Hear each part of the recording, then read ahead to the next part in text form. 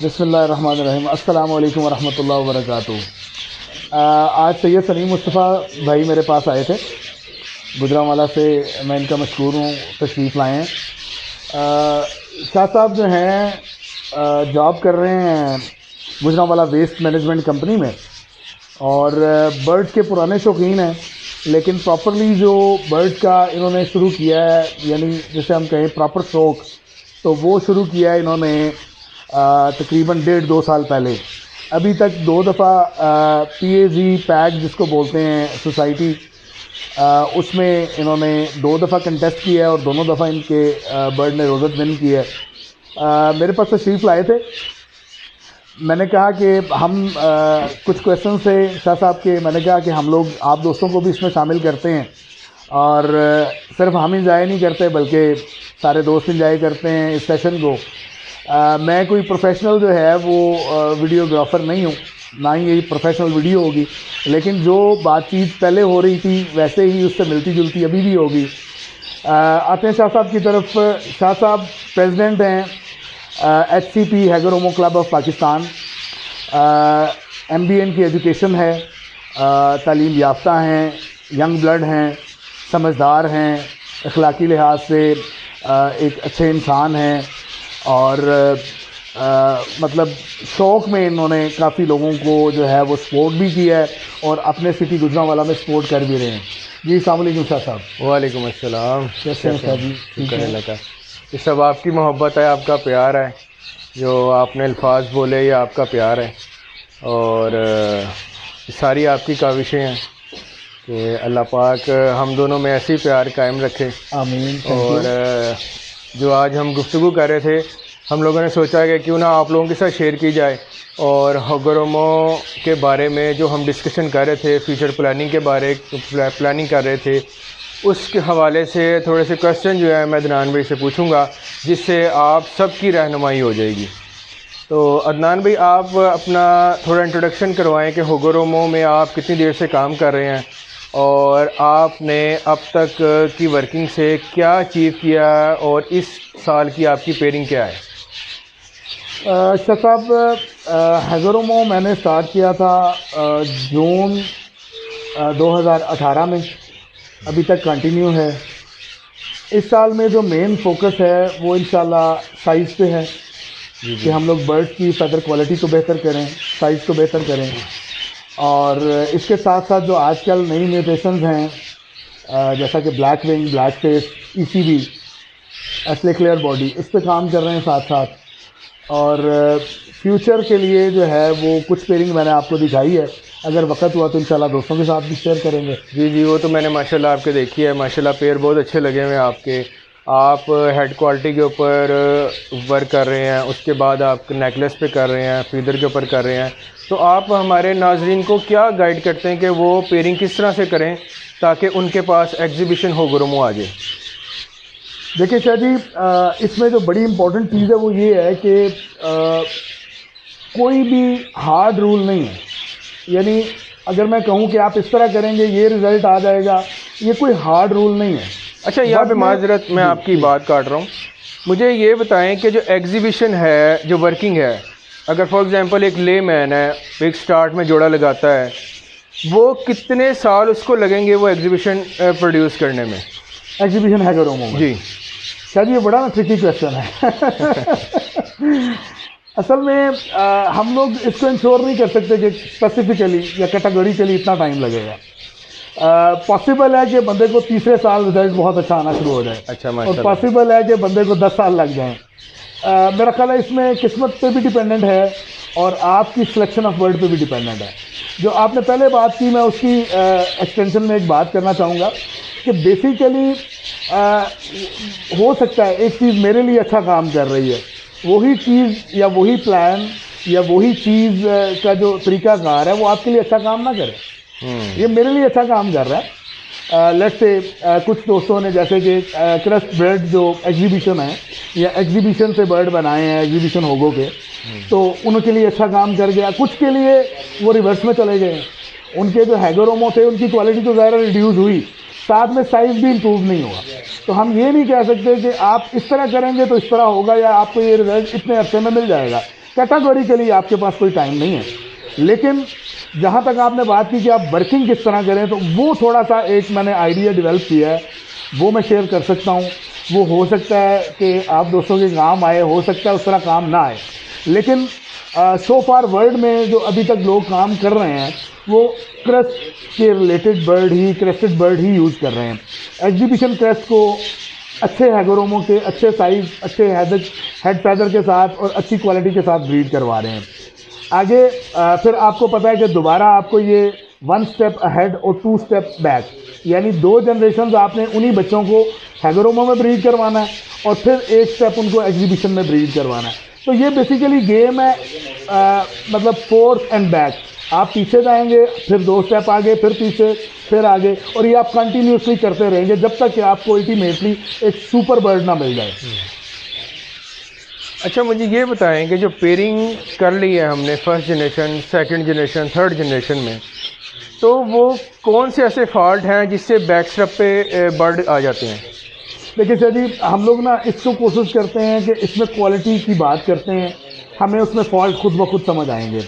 Let's say जैसे आप करते हैं एग्जीबिशन, एक बर्ड आपने सेलेक्ट करना है हैगोरोमो में यूज़ करने के लिए, या क्रस्ट बर्ड है या आप क्रेस्टेड बर्ड यूज़ करना चाहते हैं, तो सबसे मेन चीज़ जो पाकिस्तान में लैक हो रही है वो बर्ड के हेड का साइज़ है।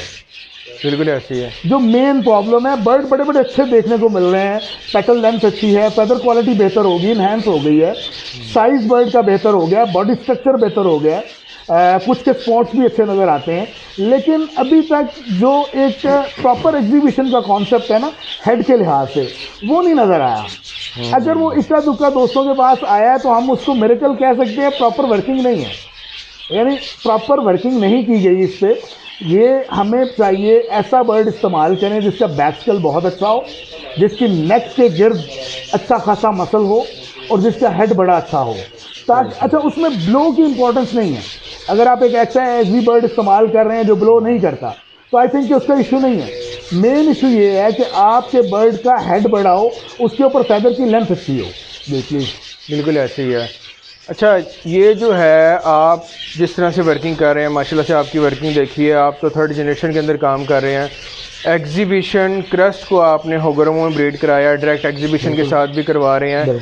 तो मुझे ये बताएं कि डायरेक्टली जो एग्जीबिशन के साथ हैगोरोमो ब्रीड करवा रहे हैं, आगे जो उसके चिक्स आ रहे हैं उसको आप क्रस्ट के साथ ब्रीड कराएंगे या फर्दर हैगोरोमो में लेके जाएंगे?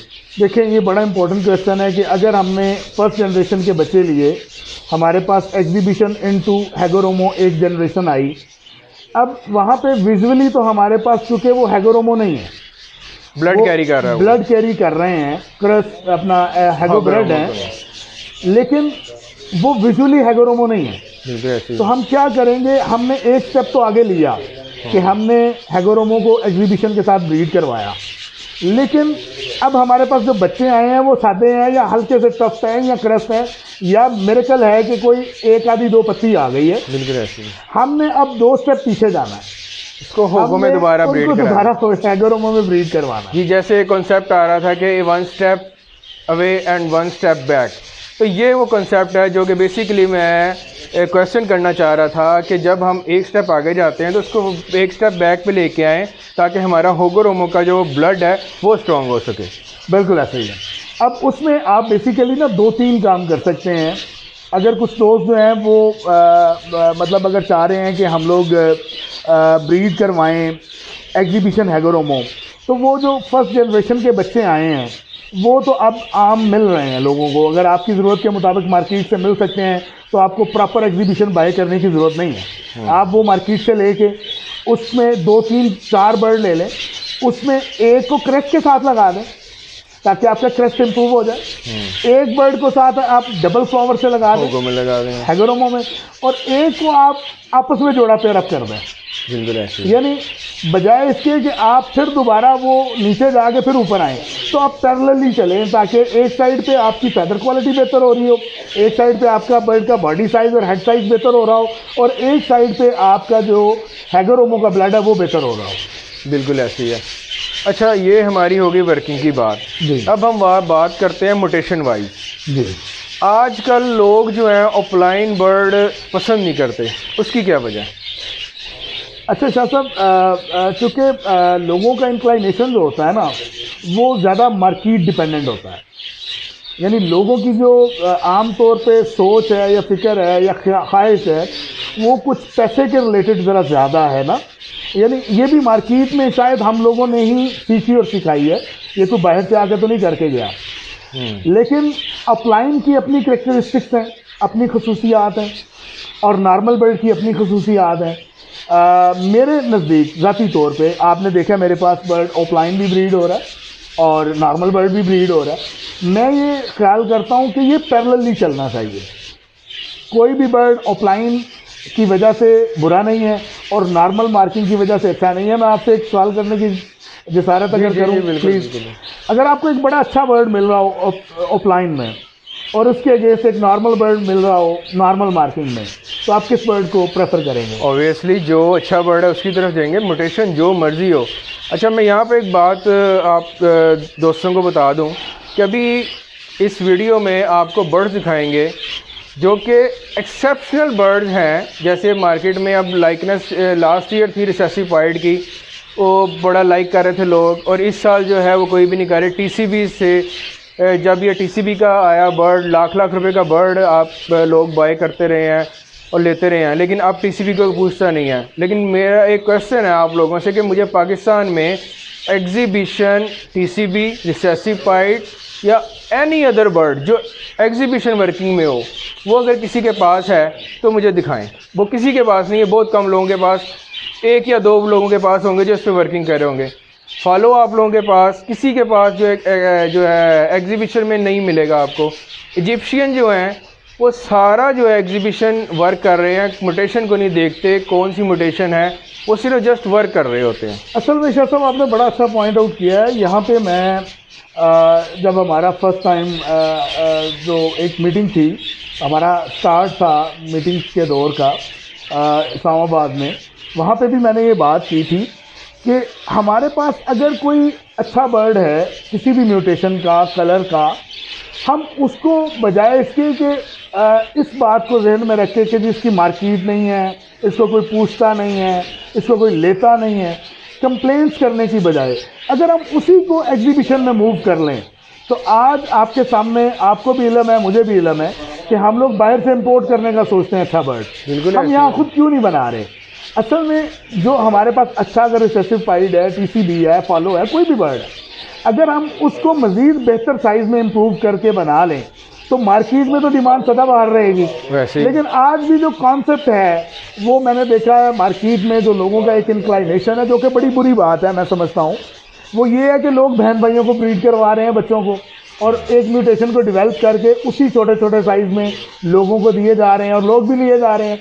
बेसिकली हमें थोड़ी सी लर्निंग की ज़रूरत है, हमें इस बात को सीखने की ज़रूरत है कि हम आज जो हमारे पास बर्ड अच्छा मौजूद है उसको बजाय इसके कि हम वेस्ट कर दें, ज़ाया कर दें, हम उसको किसी ना किसी वर्किंग में डाल दें। तो जो आपका क्वेश्चन था उसी की एक्सटेंशन में इतनी बातें हो गई कि लोग ऑफलाइन को पसंद नहीं करते। मैं एक्सेप्शनल बर्ड आज भी लेने को तैयार हूँ, मुझे ऑफलाइन में मिल जाए मैं एक्सेप्शनल बर्ड लेने को तैयार हूँ। यानी खुद भी मेरे पास इतना बर्ड होने के बावजूद भी अगर आज भी मुझे कोई ऑफलाइन में अच्छा हैगरोमो ऑफ़र करे तो आई एम द बायर। बिल्कुल ऐसे ही है। नाजरीन, बातें तो बहुत हैं और दिल भरता नहीं है, तो अब हम इजाज़त लेंगे। नमाज का टाइम भी हो रहा है, अजानें भी हो रही हैं, तो बहुत शुक्रिया आपका, आपके टाइम का और अदनान भाई का कि उन्होंने अपना टाइम दिया और अपनी एक्सपर्ट जो राय थी वो उससे हम सबको मुस्तफ़ीद किया। दें। अस्सलाम वालेकुम। Thank you.